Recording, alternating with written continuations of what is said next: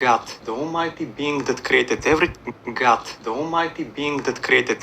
that we know of, the most powerful being ever imaginable. But how powerful is God really? Let's find out. When you think of God, one of the first things that comes in mind is that He created the universe. But there is a big misconception about this. While He did create the universe, the Bible universe is not exactly the same as our universe. For example, the Bible follows geocentrism, and that's the belief that Earth is the center of the universe, Earth is the biggest thing in the universe, and that everything else, including the sun, the moon, and the stars, orbit the Earth. The size of the sun and the stars is not known at the time the Bible was written, so the Bible does not have the same physics as real life. Matter of fact, in the Bible it said that stars are so small that they can fall in lakes and they can be held in the palm of one's hand. In the Bible it said that there are as many stars as there are people on Earth, and even nowadays, when we have way more population, we only have 8 billion people. So the Bible universe has less stars than we have in our Milky Way. So not only does the Bible have a very little amount of stars compared to our universe, but the stars are also very, very, very small compared to ours. And given how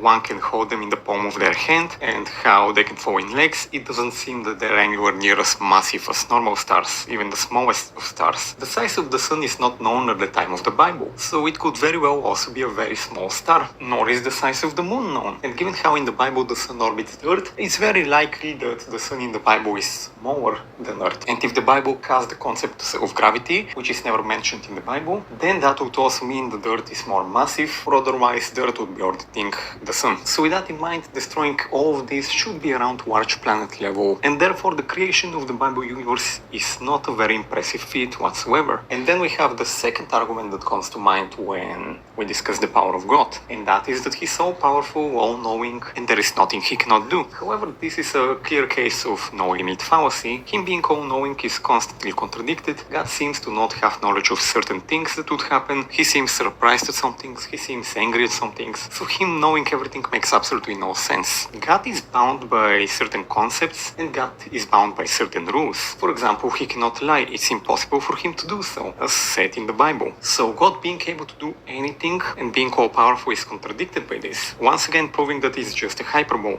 But what about God existing before time? That's not actually true whatsoever, because time exists in heaven. Yes, in heaven there is the measurement of time. In hell there is the measurement of time. So one could argue that time likely existed even before God started creating stuff. Of course, there is the statement people use that in the beginning there was nothing, but the statement does not refer to space and time very likely, considering the fact that God existed and God is not nothing. So the statement likely only refers to physical matter or mortal life. So overall, regarding God's power, we only have a few contradicted statements, or statements that are not meant to be fully literal, and we also have a feat of Him creating everything, which in the Bible amounts to large planet level, possibly even lower. We know that He's bound by logic, He's bound by certain rules, meaning that there is something beyond Him, whether it's the cosmos itself, the cosmos beyond what He created, or whether it's another being altogether. But whatever the case is, the fact of the matter is that the biblical God is actually very weak power scaling wise. Naruto would legit destroy the biblical God in a fight. Bull Saga Goku would destroy the biblical God, possibly even Cell Saga Goku. And to be honest, God lacks any real good speed feats. And yeah, God is fodder, and see you in the next video.